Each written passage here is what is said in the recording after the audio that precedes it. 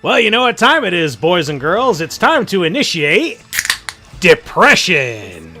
So, we're going into a mono-light team. So, what is the #1 weakness of any and all mono-light teams? Well, that would happen to be the chaddest of Chad motherfuckers, Dark Corvus. However, you're going into a Spirit Eye Celine that's fast, so then you're also going to have to deal with immortality on basically turn 1 for all the other units. So you pretty much have to wait until they go in, which, hey, no big deal. We're not going to have S3 at the start with Dark Corvus anyway. But hey, if Dark Corvus is the best way to fight this, what if you just so happen to be fighting motherfucking injury? So, I saw this shit coming, motherfucker. I fucking saw this shit coming. But either way, doesn't really matter. So even though I saw this coming, hey, cool. Now we have Devil's Descent up, and we have the opportunity to go in with Arunka on her S3, where, you know, Savior Aiden still has a pretty big, thick-ass barrier, but she's not going to be tanking a lot of that additional damage from the escort from Unbound Knight Arowell. So, we'll just knock her out in one hit, and then we'll wait for the immortality to go away, which, thankfully, we still have a barrier to go with. Now, I'm not rocking attack buff, because, you know, this game fucking sucks. But I don't give a fuck. So we're just going to straight up go in, deal a lot of fucking damage, which, Shazam, look how close to death that is. I don't even need to soul burn this Devil's Descent. Alright, just go ahead and send it. Now the Unbound Knight Arowell's dead. So, what's the beautiful thing in particular that we're looking at right here? One is the fact that both of the killing blows that we have actually placed are extinction level events. So because of that, Spirit Eye Celine can no longer bring back her fucking units. Yay! And also we happen to get oh so wonderfully lucky and get all of the wonderful coin flip horse shit that Arunka happens to do. Boy, don't you just wish that shit was, you know, just in the fucking kit. But whatever, we happen to get through, we kill it. Now let's move on to the real bullshit. So hey guys, it's fucking Urban Shadow Choux, the coolest fucking character in the whole goddamn world, along with Ocean Breeze Luluca and Navy Captain Landy. God fucking damn, I'm happy. I fucking love fighting this shit. So, basically, we need to have ourselves one particular unit that's going to be baited, you know, who's going to basically take the punishment of the Urban Shadow Choux. And we have Elvira with us, who is hopefully going to, strip that Urban Shadow Choux, which she fucking didn't. LOL, absolute resistance. She's just the coolest fucking shit ever, dog. So, things look actually kind of fucked right now, because we're still going through a defense buff and a crit resist buff on the Urban Shadow Choux, and I just have to fucking take it. I just have to take it. Now, the good news is, even though this attack is happening here, we shouldn't be overly affected by it. So, hey, we're going to get hit with Blind and Silence right there. That sounds really, really bad on Spirit Eye. But whenever the attack goes in from the Urban Shadow Choux, we are at least always going to cleanse off the Blind. So then all we have left is we have to just get rid of the Silence, which you get rid of on your Nimble Sword proc. Now, we just so happen to be lucky as fuck enough that Dust Devil procs, and now we're able to kill the Urban Shadow Choux. Fucking hate that goddamn unit, man. So, now that the Urban Shadow Choux is dealt with, we have essentially won. But, I'm not going to spoil it, because we're going to fight this exact same fucking team again. Basically, you can get really fucking unlucky while fighting the same shit, even when you get lucky on certain things. So, just to spoil it, we cut it really, really fucking close in the next fight. But, like, right here, I'm generally not too worried. So, I'm not going to go into Navy Captain Landy willy-nilly as much as I can. Basically because I want that Ocean Breeze to be dead. Now that the Ocean Breeze is gone, hooray. Now, all we have left is just Navy Captain Landy. Now, she can go into basically any target of her choice, depending on their health level.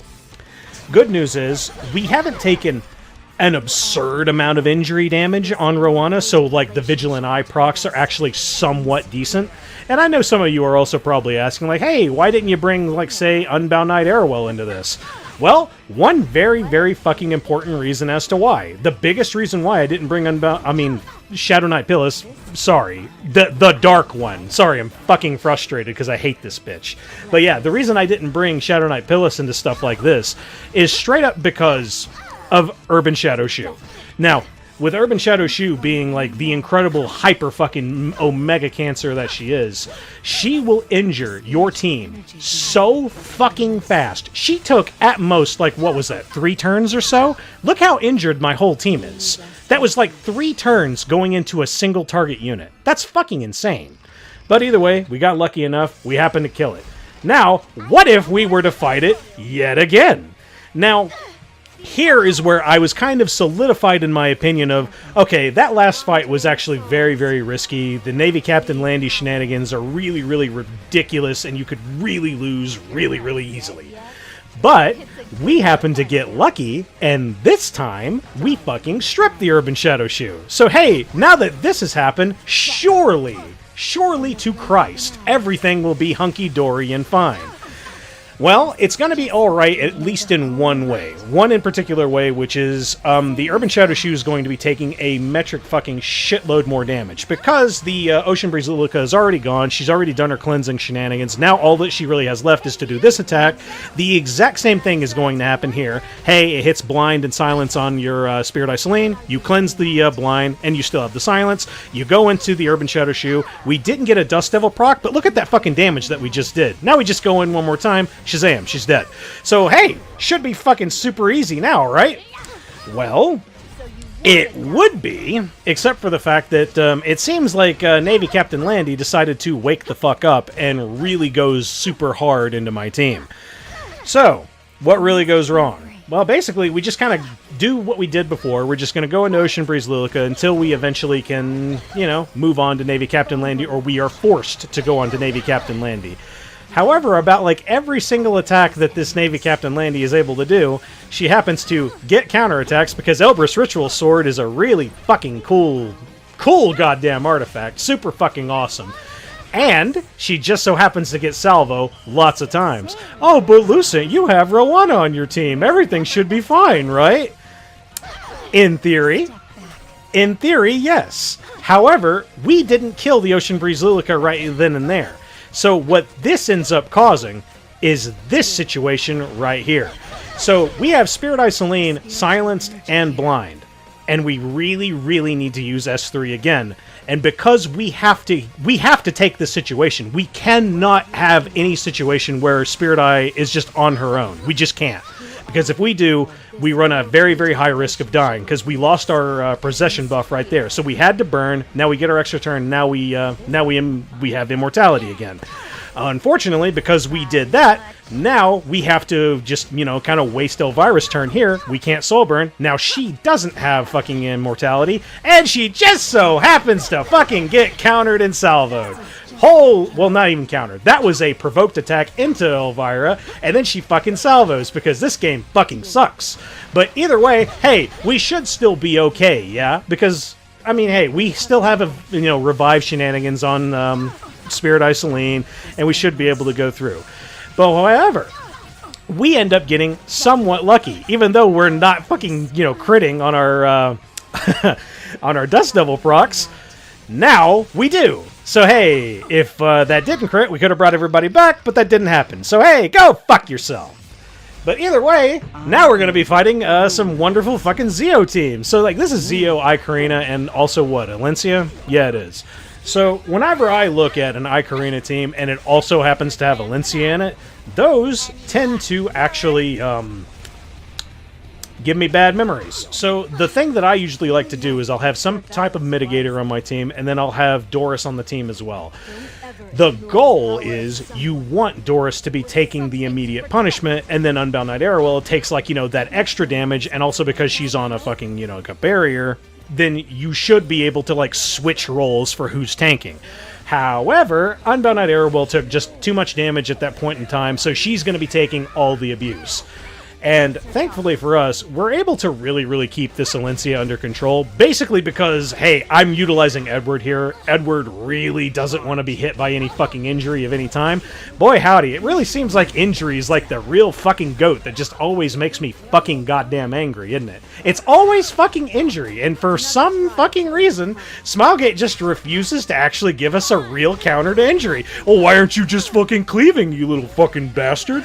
Well, it's because I don't have the fucking speed gear, fucker. It's because you refuse to give us, you know, infinite charm so we can just roll fucking goddamn everything. Meanwhile, we have like 700 fucking, like, bits of gear in our inventory, and we just can't fucking get rid of it because we don't have, you know, excess charms to just waste. But hey, now I'm just fucking bitching and moaning and complaining at this point. So hey, we dealt with the Alencia because, you know, Edward is just a hyper Chad doing fucking damage even though we're not on a damage set. And now we have Zio and ae-KARINA.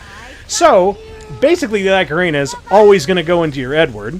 Now, the problem herein lies that we have taken a lot of fucking damage. So right here, because, you know, Doris hasn't been receiving any fucking damage whatsoever, we only have one heal available. So that's S3. I have to make my choice here, and I think I ultimately decide, let's heal Arowell.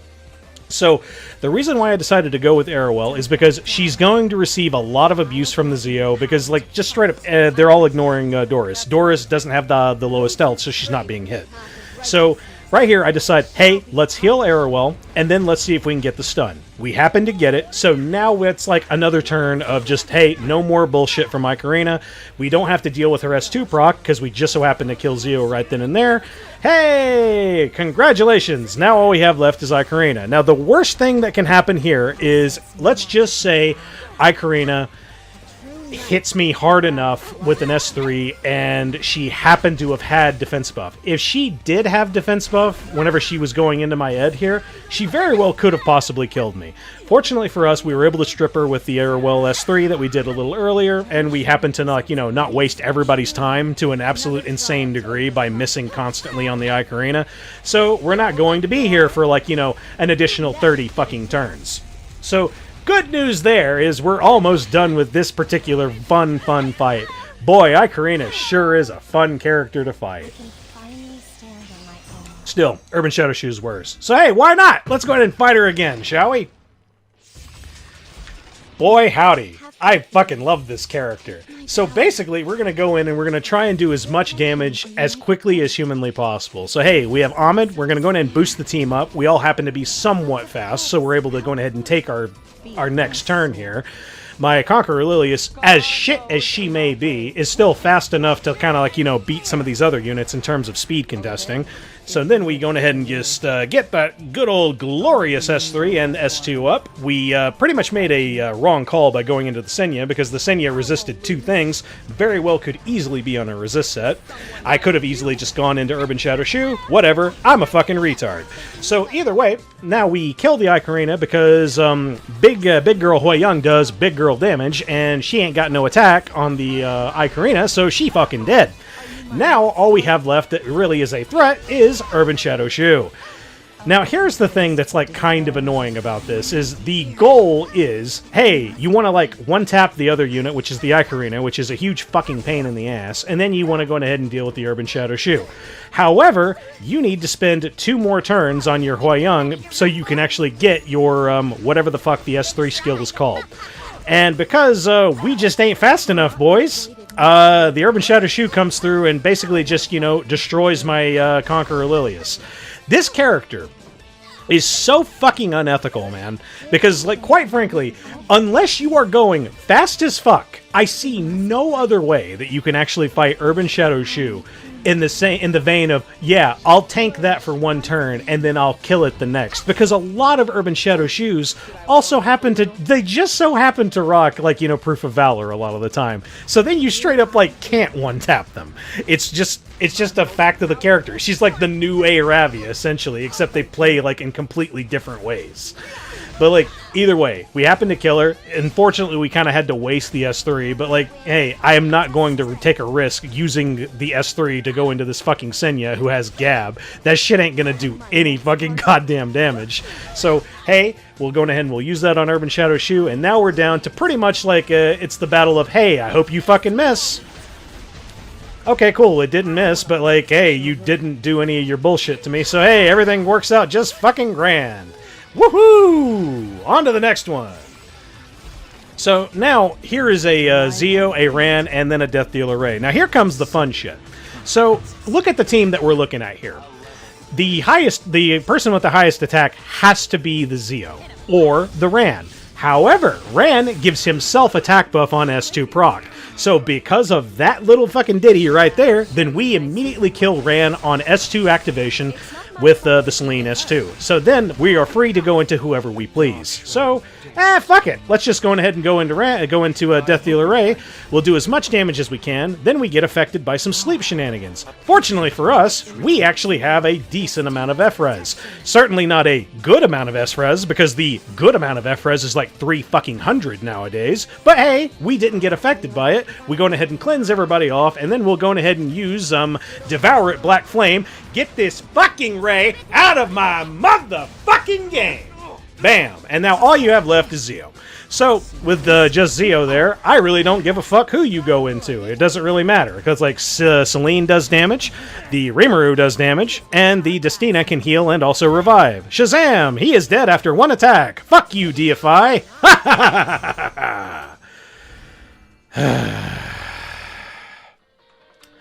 And ladies and gentlemen, that's the Guild War. Happy, happy days are here again. LOL depression. So, like, I don't know, why am I, like, in a bad mood in particular? Like, shouldn't you be in a good mood? Listen, didn't you see the fucking, like, all the characters that we're getting? Aren't you excited? Well, I guess I'll go ahead and I'll be that fucking asshole and just, like, say it right now. No, I'm actually not excited. And the biggest reason as to why I'm not excited, even though there is a character in there in particular I am excited about, is like the Genua or whatever his name is. Basically the one male character that was in the thing for it and who looks cool as fuck and has a really cool looking S3.